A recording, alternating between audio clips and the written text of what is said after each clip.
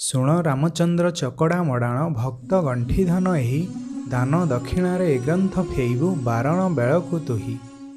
तो नमस्ते दोस्तों, आप सभी को रहस्यमय उड़ीसा यूट्यूब चैनल पर स्वागत करते हैं। इस कथा को पूरा सुनने के लिए आप हमारे साथ वीडियो के अंत तक जुड़े रहिए। गुरु और गोविंद, ऐसे लगता है कि ये दो है, लेकिन वास्तव में एक ही है। जो गुरु वही गोविंद और जो गोविंद वही गुरु।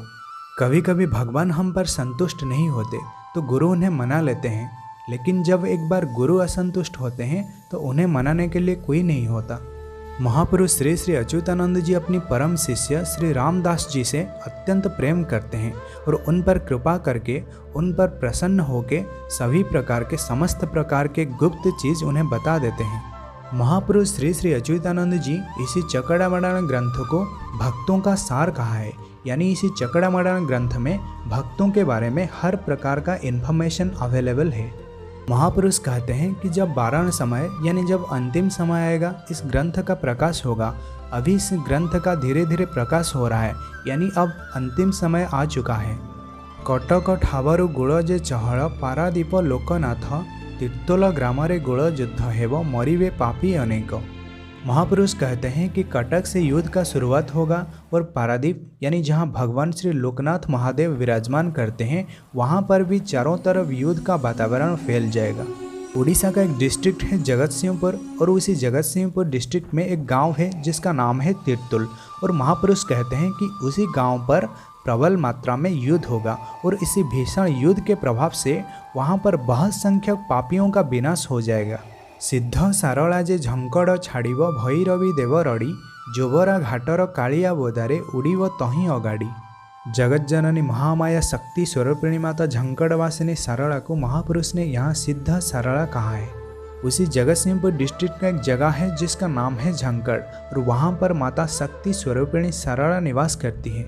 माता का दिव्य और पवित्र धाम अत्यंत सुंदर और मनमोहक है। भगवान श्री परशुराम जी को इसी स्थान पर माता महामाई महाशक्ति से शक्ति प्राप्त हुई थी, और भगवान श्री परशुराम जी की घोर तपस्या से प्रसन्न होकर माता ने उन्हें मनचाहा वर प्रदान की थी।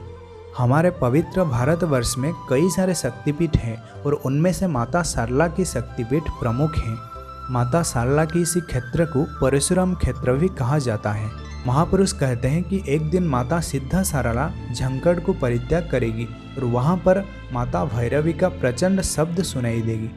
इसके बाद कटक डिस्ट्रिक्ट का जोबरा घाट में एक बहुत बड़ा स्मशान है जिसका नाम है कालिया बोदा, और उसी जगह पर भक्त लोगों का परीक्षा होगा। जो सही में भक्त होंगे माता उन्हें अपनी गोद में बिठाएगी, और जो ढोंगी लोग हैं उनका वहाँ बलि चढ़ाया जाएगा। तो दोस्तों, ये बात हम आपको डराने के लिए नहीं कहते, बल्कि जो मालिका में लिखा हुआ है उसी बात को आप तक पहुंचाने का काम करते हैं।